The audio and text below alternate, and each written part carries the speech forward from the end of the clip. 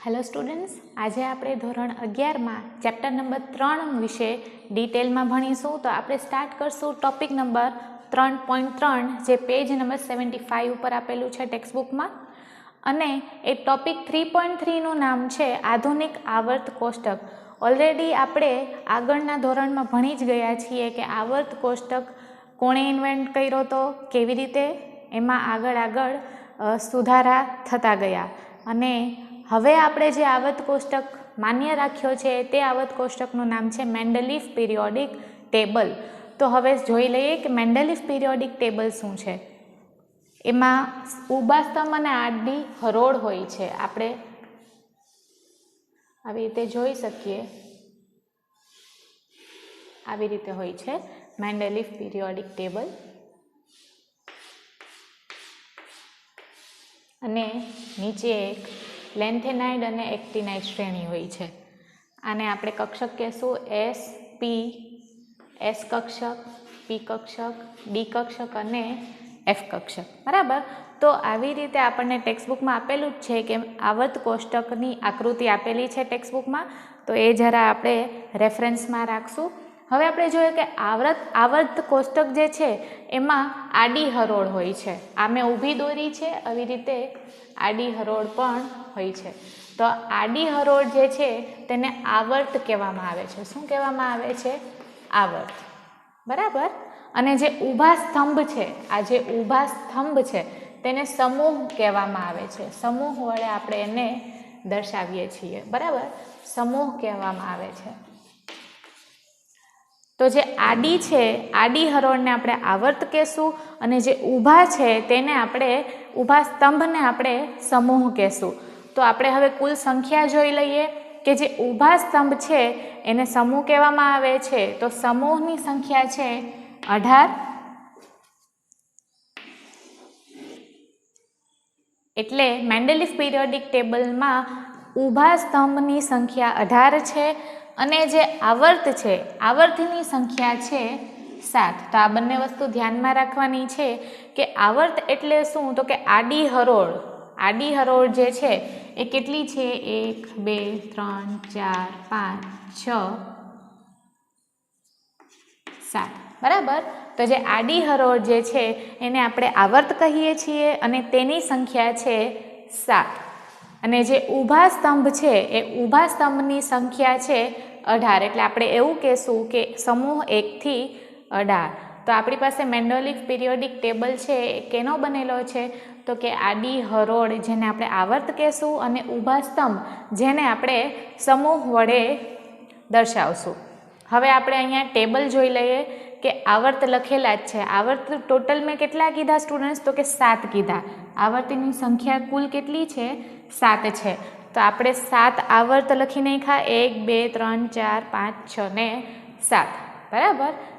Okay, હવે સૌથી પહેલું જે આવર્ત છે એનું નામ શું છે? તો કે અતિ લઘુ આવર્ત। એનું નામ શું છે? અતિ લઘુ આવર્ત। અને તેમાં રહેલા તત્વોની સંખ્યા કેટલી છે? તો કે 2। એમાં 2 તત્વ આવેલા છે, હાઇડ્રોજન અને હિલિયમ।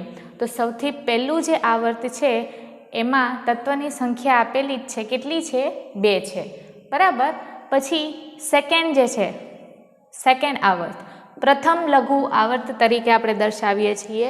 અને એ પ્રથમ લઘુ આવર્તમાં તત્વો, કુલ તત્વોની સંખ્યા 8 છે। આમાં 2 હતી, આમાં 8 તત્વો છે। ક્યાંથી ચાલુ થાય છે? હાઇડ્રોજન અને હિલિયમ જતા રહ્યા। ત્રીજા નંબરનો તત્વ છે લિથિયમ, કારણ કે એની પાસે 3 ઇલેક્ટ્રોન છે, તો એનું પરમાણ્વીય ક્રમાંક પણ 3 થશે।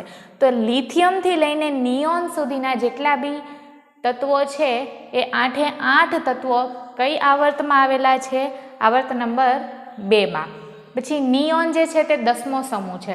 Hydrogen, helium, lithium, beryllium, boron, carbon, nitrogen, oxygen અને પછી ફ્લોરિન અને નિયોન, તે 10 ત્યાં પહોંચી ગયા।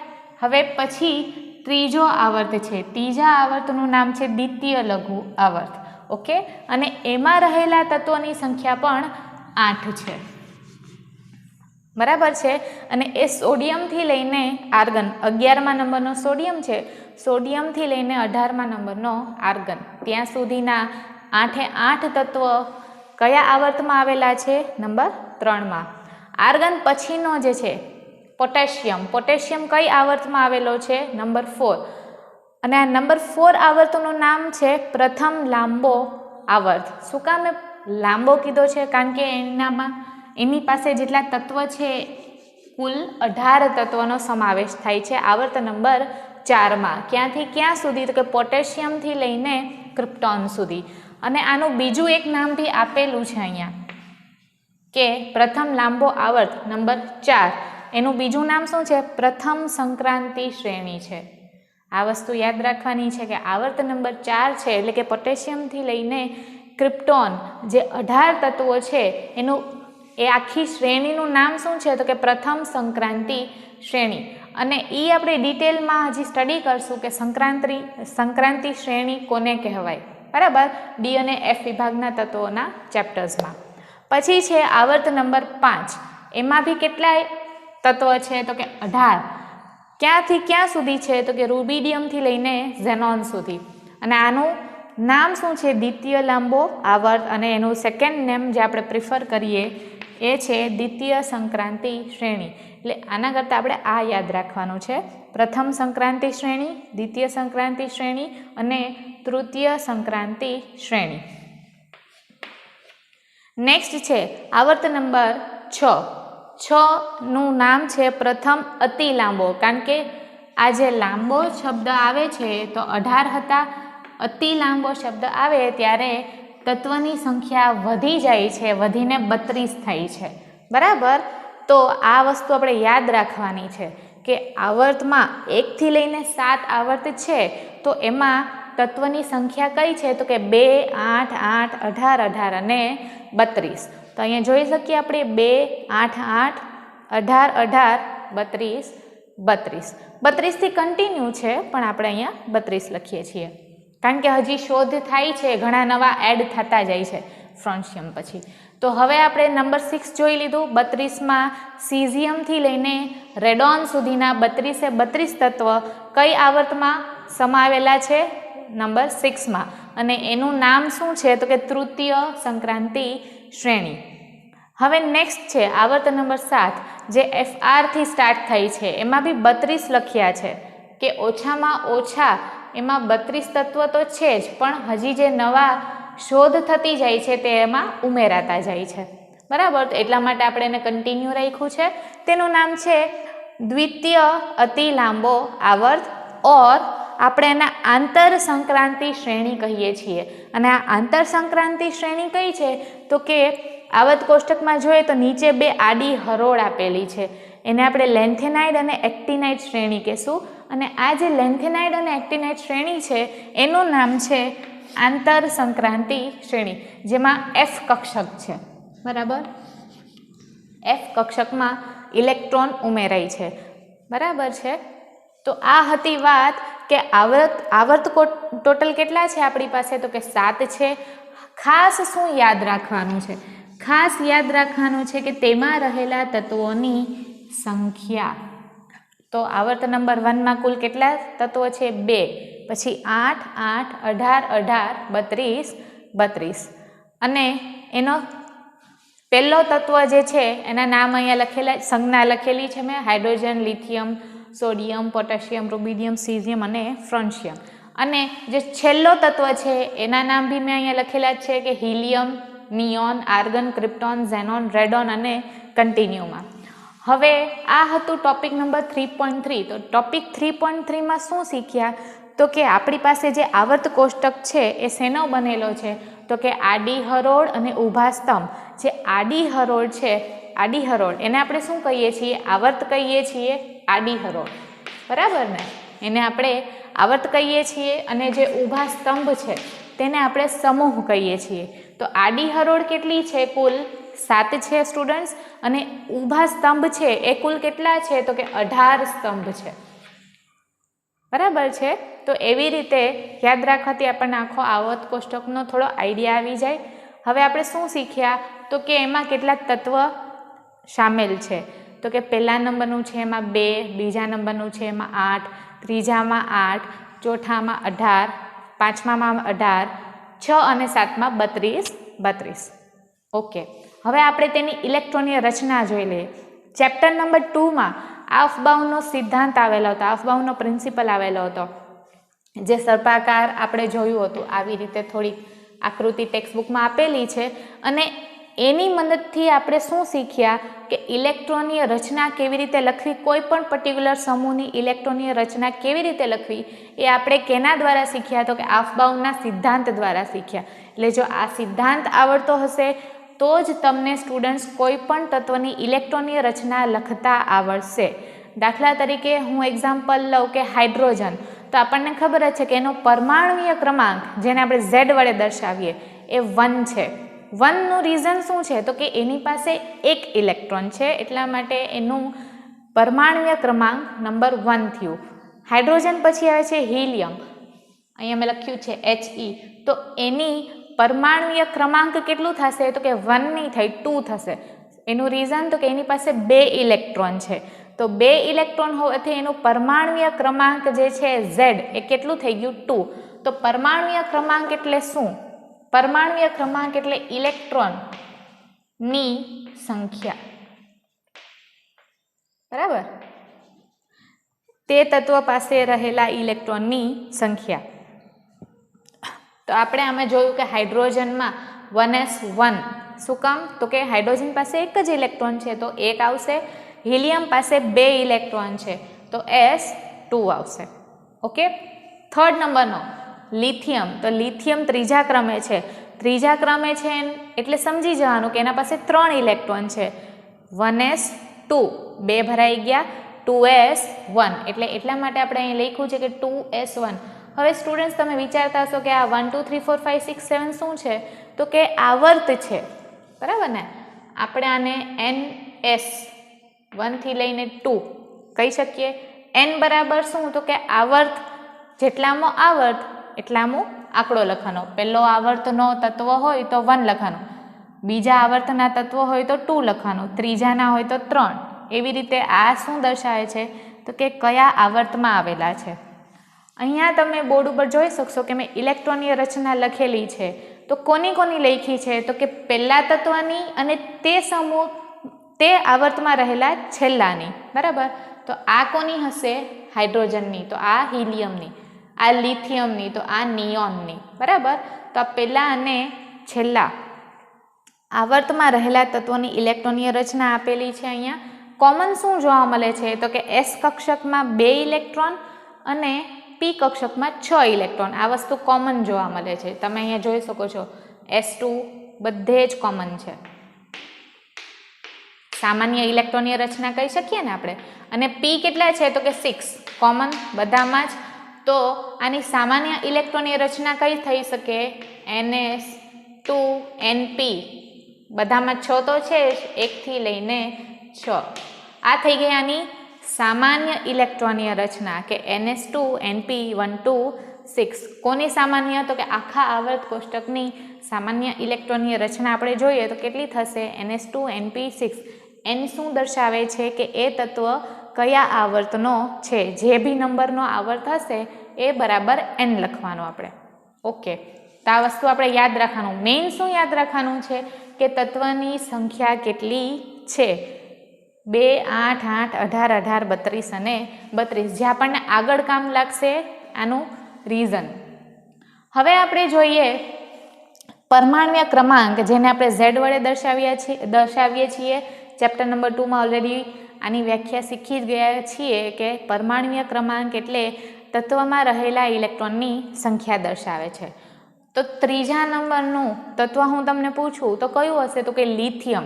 1 થી 30 તત્વ મોઢે હોવા જોઈએ, તેના પરમાણુય ક્રમાંક આવડતા હોવા જોઈએ, અને હા 1 થી 30 તત્વ સુધીની ઇલેક્ટ્રોનીય રચના બી જાતે મોઢે લખતા આવડવી જોઈએ. એટલે ત્રીજા નંબરના તત્વ કયો છે તો કે લિથિયમ છે. લિથિયમમાં કુલ કેટલા ઇલેક્ટ્રોન છે તો કે 3 ઇલેક્ટ્રોન છે. પરમાણુય ક્રમાંક ઉપરથી આપણને આઈડિયા આવે. તો ઇલેક્ટ્રોનીય રચના લખવી હોય તો શું લખશું? Helium 2s1. હવે અહીંયા તો 1 જ છે, પણ હિલિયમ પાસે કેટલા ઇલેક્ટ્રોન છે? 2. તો હિલિયમની ઇલેક્ટ્રોનીય રચના શું હતી તો કે 1s2 હતી. શું હતી? અહીંયા દેખાય જ છે આપણને હિલિયમની 1s2. તો અહીંયા આપણે 1s2 2s1 પણ લખી શકીએ, પણ આ ડાયરેક્ટ શોર્ટકટ છે એટલે આપણે હિલિયમ 2s1 લખી શકીએ. એટલે હિલિયમના 2 ઇલેક્ટ્રોન ને આનો 1 ઇલેક્ટ્રોન, 2 ને 1 થઈ ગયું 3, એટલે કુલ 3 ઇલેક્ટ્રોન થયા. પછી 10મા નંબરનો કયો હતો? નિયોન હતો, કે એની પાસે 10 ઇલેક્ટ્રોન છે. તો 10મા પછી જેટલા બી સ્ટાર્ટ થાય એને આપણે નિયોન કરીને લખશું, કાઉન્સમાં નિયોન લખશું, સ્ક્વેર બ્રેકેટમાં. સોડિયમ 11મા નંબરનો તત્વ કયો છે? સોડિયમ. તો તેની ઇલેક્ટ્રોનની રચના શું થશે? નિયોન. નિયોન એટલે આપણે વિચારી લેવાનું કે નિયોન પાસે કેટલા ઇલેક્ટ્રોન છે? તો કે 10. તો આપણે અહીંયા 10 વિચારી લેવાનું. અને 3s1, તો 10 ને 1 થઈ જાય ને, 10 ને 1 કેટલા થયા? 11 થયા, 11 ઇલેક્ટ્રોન. ઓકે. પછી આપણી પાસે 19મા નંબર ઉપર છે પોટેશિયમ, હે ને. અને પોટેશિયમમાં આગળ આપણે લખીએ છીએ આર્ગન. તો આર્ગનના કેટલા ઇલેક્ટ્રોન છે સ્ટુડન્ટ્સ? આર્ગન કેટલામાં પરમાણુના ક્રમાંકમાં આર્ગનનું સ્થાન કયું છે? તો કે 18મા નંબર ઉપર, એટલે એની પાસે 18 ઇલેક્ટ્રોન છે. તો અહીંયા હું 18 લખીશ. ઓકે, 18 અને 4s1, તો 18 અને 1 થઈ ગયું 19.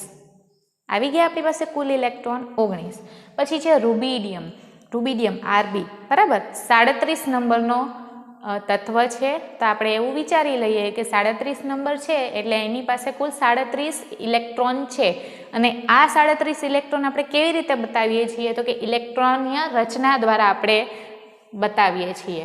તો આની પાસે ક્રિપ્ટોન પાસે 36 ઇલેક્ટ્રોન, 36 + 1 = 37 થઈ ગયા 37. એવી જ રીતે છે સીઝિયમ, CS. સીઝિયમ 55 નંબરનો તત્વ છે. ઓકે, તો એની પાસે કુલ કેટલા ઇલેક્ટ્રોન છે? 55 ઇલેક્ટ્રોન છે. તો અહીંયા આપણી પાસે ટોટલ કેટલું થવું જોઈએ? 55 થવું જોઈએ. તો ઝેનોન, ઝેનોન કેટલામાં નંબરનો છે? 54. તો 54 + 1 = 55 થઈ ગયું. પછી છે ફ્રોન્શિયમ, FR. 87 ઇલેક્ટ્રોન છે એની પાસે. અહીંયા આપણે બતાડવું પડે કે 87. તો અહીંયા RN લખેલું છે, દેટ મીન્સ કે રેડોન. રેડોન કેટલામાં નંબરનો છે? 86 નંબર. 86, તો 86 + 1 87, 87 ઇલેક્ટ્રોન થઈ ગયા આની પાસે. તો આ જે શોર્ટકટ છે, આ શોર્ટકટ યાદ રાખવા પડશે કે 2 ઇલેક્ટ્રોનવાળો જે છે હિલિયમને આપણે બ્રેકેટમાં લખીએ છીએ. પછી નિયોન સુધીના જેટલા બી તત્વ લખશું આપણે, એની ઇલેક્ટ્રોનીય રચનામાં આપણે સ્ક્વેર બ્રેકેટમાં હિલિયમ લખવાનું. ઓકે. પછી 10મા નંબરનો નિયોન આવી ગયો.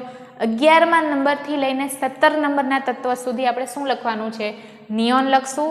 અને પાછળ આપણે કન્ટિન્યુમાં ઇલેક્ટ્રોનીય રચના એડ કરતા જશું કે 3s1 છે તો 3s2 કન્ટિન્યુ. પછી આર્ગન જે છે, આર્ગન પાસે કેટલા ઇલેક્ટ્રોન આવેલા છે? તો કે 18. તો 18 ઇલેક્ટ્રોન અહીંયા આવી ગયા. 18 પછીના જેટલા બી એડ થશે પોટેશિયમ પછી, પોટેશિયમથી લઈને ક્રિપ્ટોન સુધી જેટલા બી તત્વ છે આમાં ઇલેક્ટ્રોનની રચના આગળ એડ થતી જશે. પણ આ એનું કોમન રહેશે, કેમ કે 18ની ઇલેક્ટ્રોનીય રચના લખીએ તો બહુ લોંગ થઈ જાય, તો આપણે શોર્ટકટ યુઝ કર્યું છે, બરાબર. 36 છે ક્રિપ્ટોન, ઝેનોન 54 અને રેડોન. તો આ પણ આપણને ખ્યાલ હોવો જોઈએ, બરાબર, કે તત્વની ઇલેક્ટ્રોનની રચના કેવી રીતે લખવાની છે. તો તત્વની ઇલેક્ટ્રોનની રચના આને સંબોધિત કરીને લખવાની છે કે 2, 8, 8, 18, 18 અને 32. હજી એક વાત કે આપણી પાસે કક્ષક હોય છે. તો સ્ટુડન્ટ્સ આપણી પાસે મેન્ડેલિફ પિરિયોડિક ટેબલમાં કેટલા કક્ષક છે? 4. કયા કયા? S, P, D, F. હજી એક વાત આપણને ખ્યાલ હોવો જોઈએ કે મેક્સિમમ મહત્તમ એક કક્ષકમાં કેટલા ઇલેક્ટ્રોનનો સમાવેશ કરી શકીએ. તો હું અહીંયા બોર્ડ પર લખી આપું છું અને એ આપણને યાદ હોવું જોઈએ કે S કક્ષક છે તો એમાં મેક્સિમમ આપણે અફબાઉના સિદ્ધાંત પ્રમાણે કેટલા ઇલેક્ટ્રોન મૂકી શકીએ? તો કે S કક્ષક હોય તો આપણે વધુમાં વધુ 2 ઇલેક્ટ્રોનનો સમાવેશ થાય. Pમાં વધુમાં વધુ 6 ઇલેક્ટ્રોન, કારણ કે એના 3 પેટા કક્ષા છે અને એ 3 પેટા કક્ષા કઈ છે? PX, PY, PZ. PXમાં 2, PYમાં 2 અને PZમાં 2. એટલે ટોટલ P કક્ષકમાં કેટલા ઇલેક્ટ્રોન સમાઈ શકે? તો કે 1 થી લઈને 6 સુધી. પછી છે ડી 10 ઇલેક્ટ્રોન. ડીના પેટા પ્રકાર કયા છે? DXY, DYZ, DZX, DX2 - Y2 અને DZ2. તો આ થઈ ગયા ડીના 5 પેટા પ્રકાર. તમને ખ્યાલ હશે, ડાયાગ્રામ જોયો હોય કે ડીને આપણે કેવી રીતે દર્શાવીએ? આવી રીતે બોક્સમાં 1 2 3 4 5 5 પેટા પ્રકાર થઈ ગયા. આ કયું થઈ ગયું? DXY, DYZ, DZX, DX2 - Y2 અને DZ2. તો આ ડીના પેટા પ્રકાર થયા 5. હવે આમાં ઇલેક્ટ્રોન મૂકવાનું સ્ટાર્ટ કરીએ તો 1 2 3 4 5 5 ઇલેક્ટ્રોન થઈ ગયા. 6 7 8 9 ને 10 થઈ ગયા કુલ 10 ઇલેક્ટ્રોન. પીનું બી આપણે શીખ્યા જ છીએ, જે પેટા પ્રકાર આપેલા છે ને, પીના પેટા પ્રકાર પણ હું અહીંયા આકાર જોયો તો કે એસનો આવો આકાર છે, પીનો આવો ડમ્બેલ શેપ કહેતા આપણે, બરાબર ને?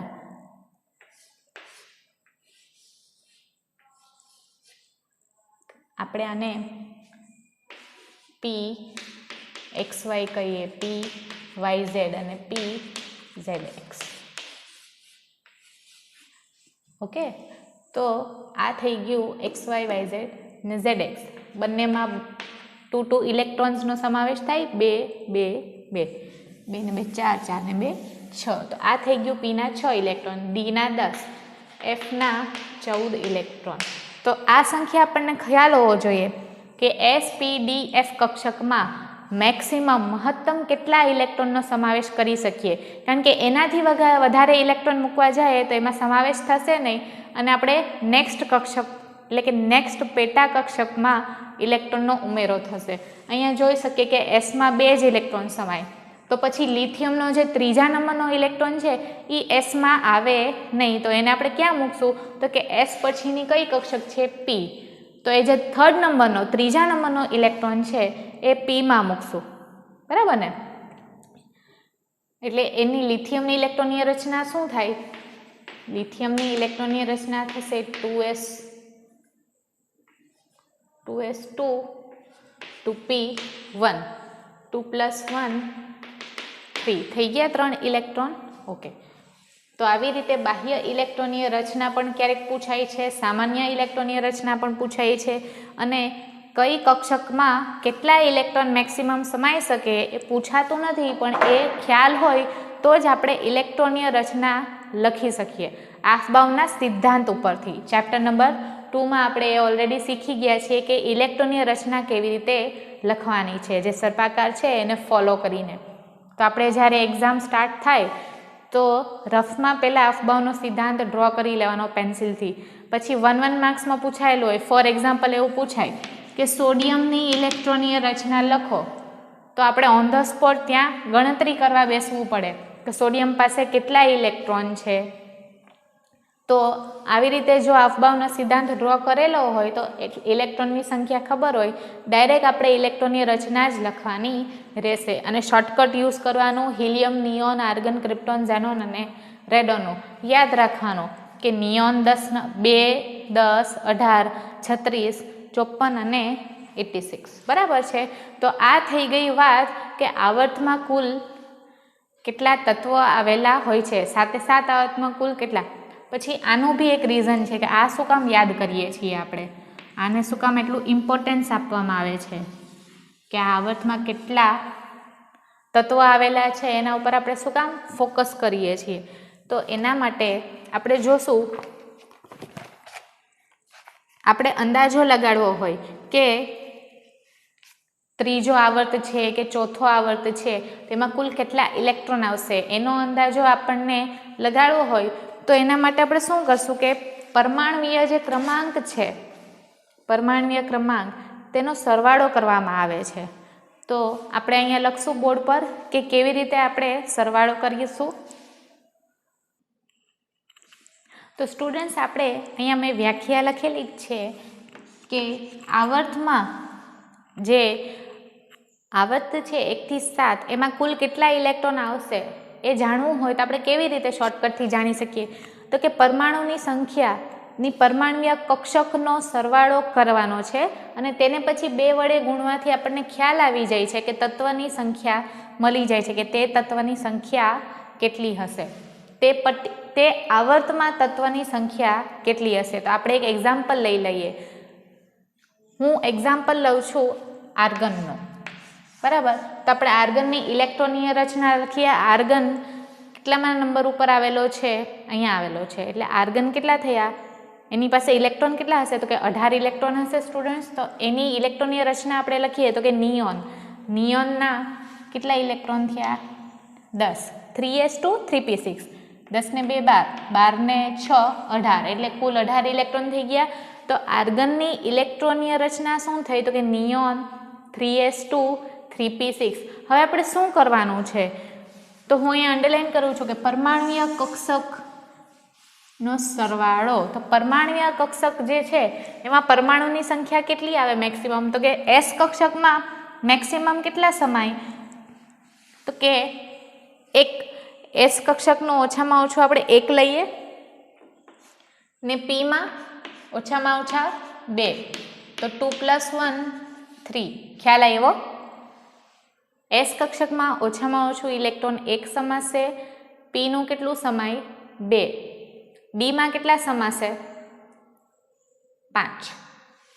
પેટા પ્રકાર જોયો ને 5 હતા, બરાબર. તો આ 1 + 2 3. 3 ને કોની વડે ગુણવાનું છે? 2. આવી ગયું? 6.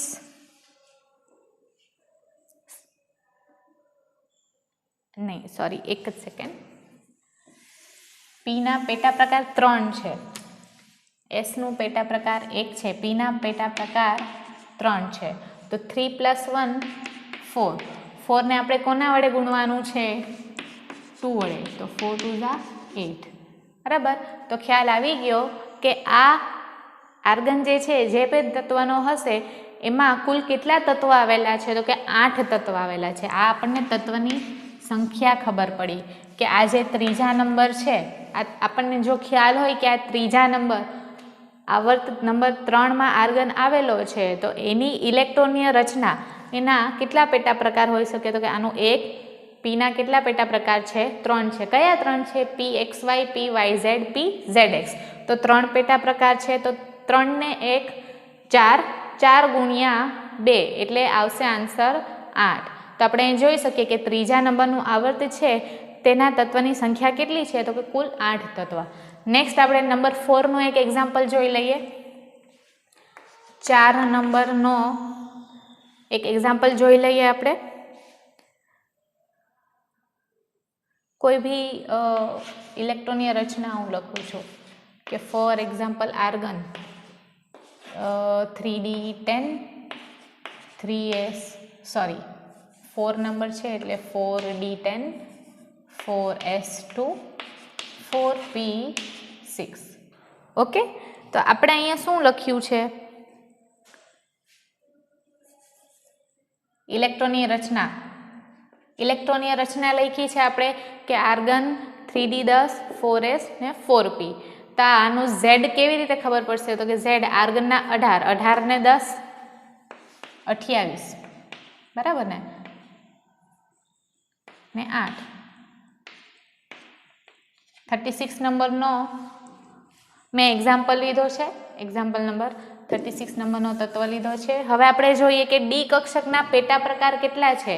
મેં તમને કીધું જ છે કે ડી કક્ષકના પેટા પ્રકાર 5 છે. કયા કયા છે? dxy, dyz, dzx, dx² - y² અને dz². તો એના પેટા પ્રકાર થયા 5. એસનું 1, પીનું 2, કયા? સોરી 3. કયા? pxy, pyz, pzx. તો 5 6 7 8 અને 9. 9 ને કોની વડે આપણે ગુણાવાનું છે? 2. કોઈ બી હોય તેને 2 વડે ગુણાવાનું છે 18. આવી ગયું 18. તો આના ઉપરથી આપણને ખ્યાલ આવે છે કે આ જે તત્વ છે એ કયા સમૂહનો છે? તો કે સમૂહ નંબર 4નો છે. 18. ખ્યાલ આવી ગયો? 4 નંબર 18. શરૂઆત ક્યાંથી થઈ હતી? તો કે આર્ગનથી થઈ હતી. આર્ગન. ચોથા સમૂહની શરૂઆત ક્યાંથી થઈ છે? આર્ગનથી.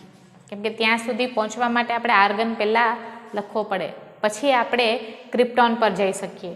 તો આ આપણે જોઈ લીધું કે પરમાણુની સંખ્યા, પરમાણુય કક્ષક હોય તેનો સરવાળો કરવાનો અને તેને પછી 2 વડે ગુણવાથી શું મળે છે? તો કે તત્વની સંખ્યા મળે છે, જે તે આવર્તમાં રહેલા કુલ તત્વની સંખ્યા. આ શું મળ્યું છે આપણને? કુલ તત્વની સંખ્યા મળી છે. બરાબર. નેક્સ્ટ એક્ઝામ્પલ આપણે તમે 5, 6, 7નો હોમવર્કમાં કરી શકો છો.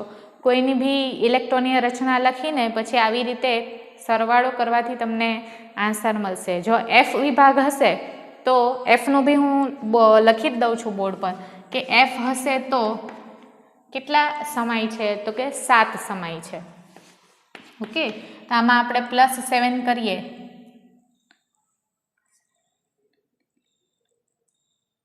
16 બરાબર ને? 16 થાય ને? 16 ગુણ્યા 2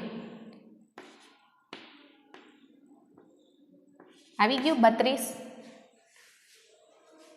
કે 7મા સમૂહનું, માનો કે તમે 7મા આવર્તમાંથી કોઈ બી એક પસંદ કર્યો હોય ને એની ઇલેક્ટ્રોનીય રચના ઉપરથી તમે સરવાળો કરો તો Fમાં પેટા પ્રકાર કેટલા હોય છે? Fના પેટા પ્રકાર 7 હોય છે.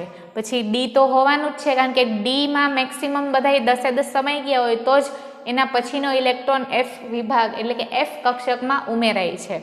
તો 7, 5, 1, 3 આનો સરવાળો કરીએ તો આપણને 16 આવશે. તેને 2 વડે ગુણવાથી આવી ગયું 32. એટલે કે આ જે સમૂહનો તત્વ છે એ સમૂહમાં કુલ કેટલા તત્વ હશે? તો કે 32 તત્વ હશે. ખ્યાલ આવી ગયો? અને 32 તત્વવાળા કયા છે? તો કે સમૂહ 6 અથવા તો સમૂહ 7. એટલે એના પરથી આપણને આઈડિયા આવશે કે આ અથવા તો આ આવર્તનો આ તત્વ છે. હવે નેક્સ્ટ ટોપિક આપણે જે છે એના પહેલાં પેજ 79 ઉપર એક રેફરન્સ જોઈ લેવાનું છે. આ મેં અહીંયા અટેચ કરી દીધું હતું, પણ પેજ નંબર 79 ટેક્સ્ટબુક ઉપર આ કોષ્ટક આપેલો છે એ મોઢે કરવાનો રહેશે કે સંજ્ઞા આપેલી છે અને તેની ઇલેક્ટ્રોનીય રચનાના શોર્ટકટ આપેલા છે અને આમાં કેટલા ઇલેક્ટ્રોન આવેલા છે એ બી યાદ રાખવાનો રહેશે. અને આ જે પાછળ લખેલું છે એ બાહ્ય ઇલેક્ટ્રોનીય રચના કહેવાય. બરાબર છે? બાહ્ય ઇલેક્ટ્રોનીય રચના કહેવામાં આવે છે. સેમ વે પેજ નંબર 80 નંબરના પેજ ઉપર ટેક્સ્ટબુકમાં આપણને બતાવેલું જ છે કે S, P, D અને F. તો Sના પહેલી 2 સમૂહ છે, પછી લાસ્ટ જે છે એ P સમૂહ છે, વચ્ચે D સમૂહ છે અને નીચે 2 આડી હરોળ છે એને આપણે F સમૂહ કહેશું. તો એ એક જરાક ડાયાગ્રામ ઉપર નજર કરી લેવી, આવર્ત કોષ્ટક જોઈ લેવો. તત્વ કયા તત્વ? તો કે તત્વ 1 થી લઈને 30 સુધી મોઢે હોવા જોઈએ કે પહેલું હાઇડ્રોજન છે તો બીજું હિલિયમ છે, ત્રીજું લિથિયમ છે, બોરોન, એવી રીતે 1 થી લઈને 30 સુધી મોઢે હોવા જોઈએ. તેના પરમાણુય ક્રમાંક આવડતા હોવા જોઈએ અને સાથે સાથે તેની ઇલેક્ટ્રોનીય રચના પણ લખતા આવડવી જોઈએ અને સંજ્ઞા પણ ખ્યાલ હોવો જોઈએ. તો જ આપણે કેમેસ્ટ્રીમાં આગળ રાસાયણિક પ્રક્રિયાને એ ખ્યાલ આવશે. અને જો સંજ્ઞા જ તમને નહીં આવડતી હોય તો પછી ઓર્ગેનિક ચેપ્ટર સ્ટાર્ટ કરશું તો થોડું કન્ફ્યુઝન થશે કે કે છે તો પોટેશિયમ છે, તો પોટેશિયમના બદલે કેમ કે અમુક નામ એવા છે કે પોટેશિયમ તો એનું પી નથી આવતું, એની સંજ્ઞા કે છે, તો એ સંજ્ઞા પણ મોઢે હોવી જોઈએ. તો આ તમારું હોમવર્ક છે કે મેન્ડેલિફ પિરિયોડિક ટેબલના 1 થી 30 જે તત્વ છે એ મોઢે કરવાના છે, તેની સંજ્ઞા મોઢે કરવાની છે, ઇલેક્ટ્રોનીય રચના આવડવી જોઈએ, ઇલેક્ટ્રોનીય રચના અફબાઉના સિદ્ધાંત પરથી લખતા બી આવડવી જોઈએ. Okay, thank you students.